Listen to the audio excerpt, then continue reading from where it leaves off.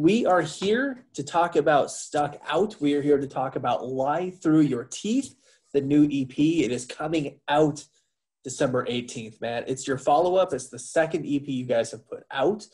And I've listened to it through a couple times, and I got to tell you, you definitely knocked it out of the park on this one. I feel like you used a lot of the same approach and same styles, obviously, that you did on You Won't Come Home, but you amped it up a little bit, man. It's a little bit, the heavy stuff is heavier, the melodic is more melodic. You just kind of upped your game on this one. Thank you very much.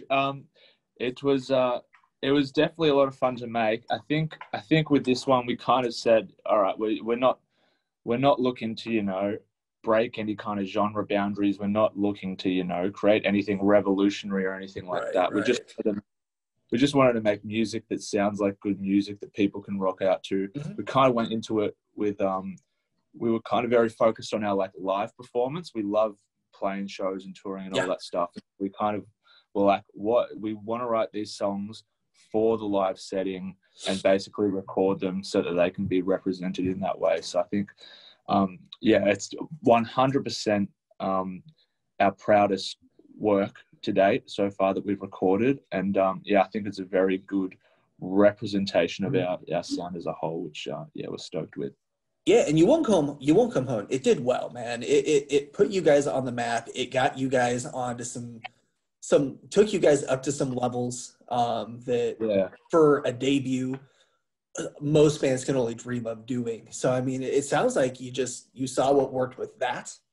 Let's do it again this time around. Is that kind of how it, kind of what? Yeah.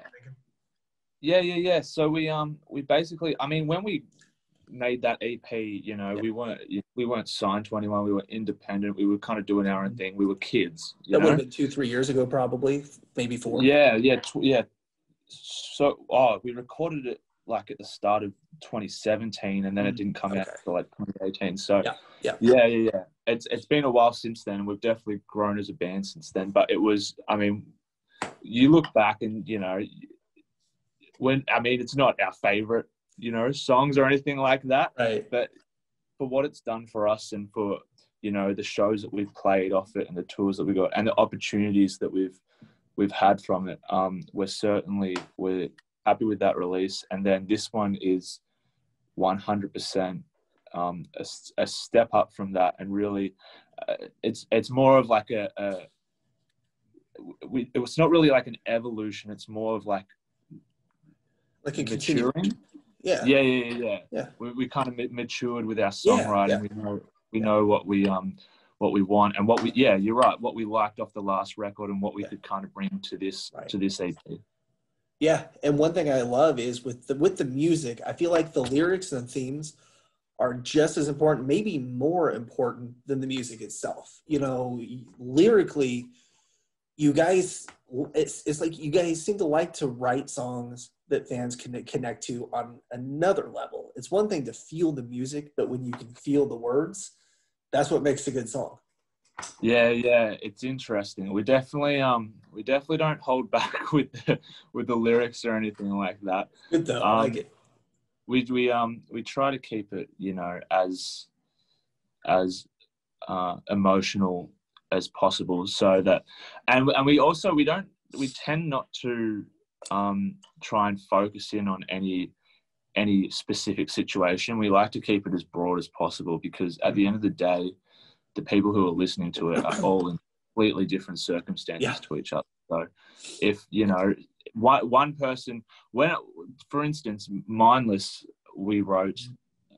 I wrote actually Mindless 2 years ago now. Oh, wow. And I went to the boys and I said, this is the song, and the whole time one person had thought it was about one specific thing, another person thought it was about another specific thing, and I was like, it's got nothing to do with either of those. But I'm glad that people pick up different. Makes music so good, man. I mean, that's the best part. 100%. Yeah, that's awesome, man. And I mean, and that's why I kind of stopped asking bands what the meaning behind certain songs are or what it means to, because what I get out of it may not even be what I get out of the same song a year and a half from now or 5 years ago, I mean, and that's what makes our community is so special. Is everybody like 10 people up, they're all going to get something different out of the same song, but it means just as much for each person. So exactly, and you're right about like different stages of life. You're listening to it through a different perspective. You know, if you listen to like, you know, a love song, you know, when you're young and you haven't really been in a relationship, compared to like if you're in a long-term relationship, it could mean completely, you know, different things. It's all in the eyes of the beholder, I guess. Exactly.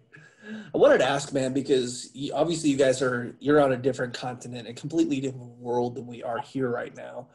What is it like over there right now with COVID-19 and the pandemic right now? Because I saw you guys have some shows announced coming up in December out there. Fingers crossed that those can happen, man.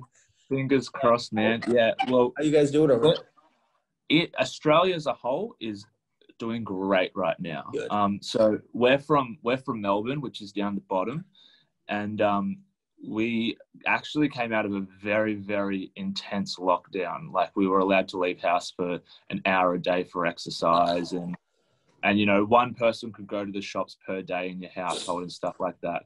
So we had, you know, we kind of got cases, and everywhere else in Australia was kind of doing quite well. You know, it was like under 10 cases a day kind of thing everywhere else. Wow. And so, and yeah, Melbourne got into like this kind of funk where we were getting, you know, 400, 500 cases each day. And they were like, we got to shut this down. Wow. Otherwise the rest of Australia is going to suffer as well. So we kind of went into an intense lockdown. It's been a pretty sucky couple of months, to be honest with you. But it's all, you know, it's all worked out for the greater good. With open, so each state had its like borders closed for certain states, and now it's all open again. So there's actually tours being announced for next year. It's all still seated shows. So the show that we're playing has to be seated, and it has to be physically distanced. So the seats are a certain amount apart. It's not, you know, people aren't in the mosh pit yet or anything like that. We're still got a way to go with that. But yeah, there's seated shows, and people are playing, you know, stripped back sets, acoustic sets and stuff like that. And then next year, because all these borders are starting to open, people are actually announcing shows over multiple states and stuff like that. So it's looking, if we can, you know, keep it where it is at the moment, it's looking quite promising for Australia, at least, in the music scene over here, because yeah, it's been a very tough year over here. Oh, it's been awful. Surprisingly, I was able to go to a concert out here last week, and I was blown away that there was one happening. I was like, I'm going to that. Yeah, 100%. That's what we found, is like we put our tickets on that sale, and like in an instant, it's just selling out, because everyone's like, we haven't been to a gig since, you know, maybe February or March. It's been or something like 9 that. months for me. I think I cried for a minute. Like, it's so good, you know? Yeah, finally back. I think it'll hopefully make everyone appreciate live music a whole heap more. And, you know, that show that you're like, oh, I don't know if I'll go or not, people will be like, well, I'm 100% going, because who knows when I can go again. That's why I went last week. I was like, well, shit, I don't know if I'm going to be able to go to a show again for a while. So I'm jumping on this. I'm like, you know, I didn't even care who it was. It does not matter anymore. I'm there, you know, especially I had COVID at one point. Really? Yeah. I'm like, I'm here. I'm good. We're going. Let's go crazy. Yeah, exactly. Safely. Yeah, safely. You know? It's certainly, I don't envy America right now. You guys have it a bit tough. It's not a fun time over here. It's interesting, depending on what side you're on. It's fun. My side, it's a lot of fun right now. Yeah. But speaking of that, that kind of brings me to the next point that I thought was really cool, is the meaning behind mindless that you guys have talked about, is kind of calling your friends out, people close to you, for their shitty comments. It's just stuff that comes out of their mouth that should not come. That fits so well over here right now. I'm sure. I don't know if you're paying attention to what's going on over here this year, but it's not cool. I think the world is anyway watching, but that fits so well, at least in America right now. and I assume the rest of the world. I mean, what made you want to write a song about that topic and kind of go there? Because that's tough. We're certainly not a what you'd call a political band or anything like that. But I mean, this isn't really a political issue anyway. But not at all. It doesn't have to be. It's exactly.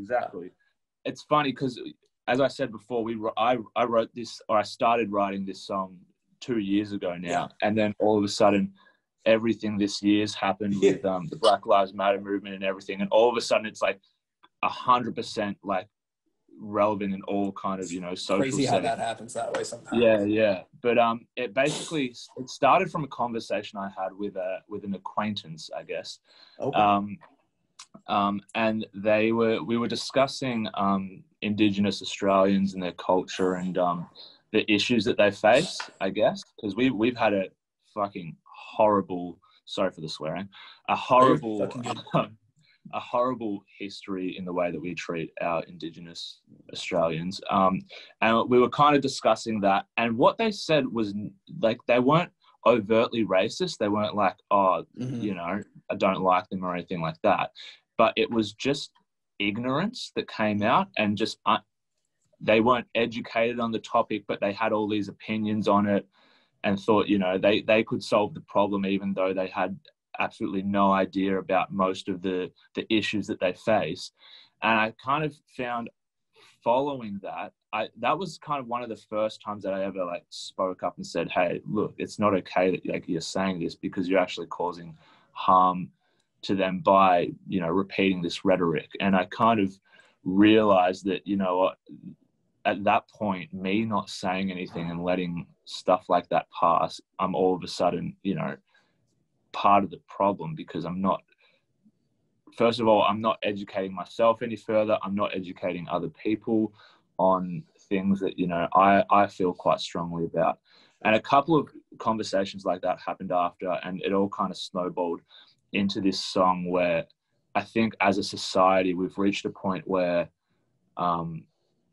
it's just not, you can't see something happen or hear a comment being made and not say something about it anymore. And I feel like as a society, as proven this year, we're getting a lot better at that, and we're really improving towards it. But I was kind of like, well, if I'm not saying anything about it and I'm not, saying anything, I have a small platform at least to say something, so I might as well, make it count. And that's kind of where that song started, and it snowballed over all these events that have happened this year.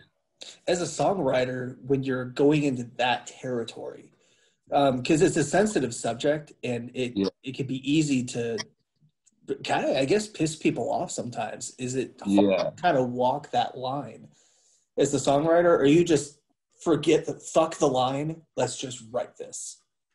Well, it kind of got to that at the start of it. I kind of thought, all right, I don't want to be too specific. Like, at the end of the day, I want the song to basically talk about a wide range of social issues that it could refer to and stuff like that, and kind of put it more on the person rather than the actual issue.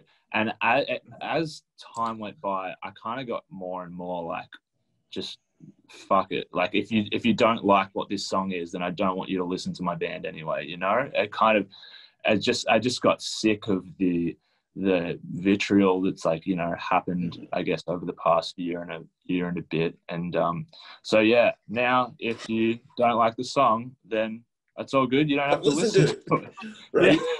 And that's one thing I really like about the world we live in right now. And I think the reason it is starting to change is because there's a younger generation coming up that finally have a voice, that are old enough to speak up, and they're just so sick of just everything that's going on. And it's refreshing to see such a amount of people standing up for how they feel and making changes happen. And I just love it. I wanted to ask though, working with Michaela from Yours Truly, a little bit about that, because she added just such a fun element to Mindless. I mean, good God, she took the song to the next level. Like she absolutely killed it. I like recorded her part as a guide kind of thing, and we sent it to her, and then we got it back, and we were like, oh my shit, this is amazing. But we've been mates with yours truly for a couple of years now, I think, and we've played shows with them. We did a little tour with them. We've you know, if they're on tour and they're in Melbourne, they can stay at my place. If we're on tour in Sydney, you know, we stay at their place. So it was very much you know, it wasn't like we want, you know, someone like massive that we have never talked to before. It was very much Michaela's our mate. She's got a 10 times better voice than I do. She's going to take this to another level. Let's hit her up, see if she says yes. She said, I would love to. I can't wait. Awesome. She absolutely killed it, and we are ever so grateful. That's awesome. She absolutely did. And the music video with the dolls, I mean, the fact that you had to make that video while you're in stage 4 quarantine and isolation. Yeah, I mean, exactly. I can't imagine how tough it would have been to write a music video treatment, let alone shoot it. Such a cool idea, dude. So thank you. Cool. Yeah. We'd seen a lot of like lockdown vids where, you know, people are on Zoom and playing like that or recording by themselves. Yeah. And we were like, that's 100% cool. But the problem is, by that time, we'd seen, you know, 20 of them. So we were like, we have to do something. Yeah, we have to do something different. Yeah. We have to do something cool. And we chatted with our videographer, the AV Club, and they were like, look, and the other thing was that we wanted to make sure that the message of the song got across, because it was one of the more important messages on the whole EP. We said, you know, we could just do band shots or something like that, but we want this to have a message behind it in video.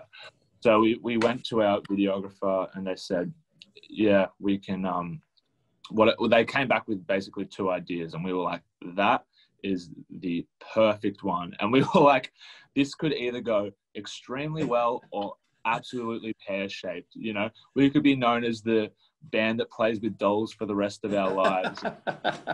as our first release on Sharp Tone metalcore record label, this pop punk band's playing with dolls in their video. But I think it came out very well, and the story's there, and the message was there, and AV Club did a great job with it, and we're thankful for them. Definitely, man. And dude, thank you so much for taking time to talk to me tonight or today. You know, whatever it is. Yeah, absolutely, man. This has been absolutely awesome. I love the music, love the EP. Lie Through Your Teeth coming out December 18th everywhere. Make sure you guys go out, pick it up, check it out. You don't want to miss this music. Dude, stay safe over there, and hopefully things continue to improve over there. And we will see you on the road at some point in the next year to 2 years, I'm sure. Fingers crossed, man. We'll see you when we come over. I love it.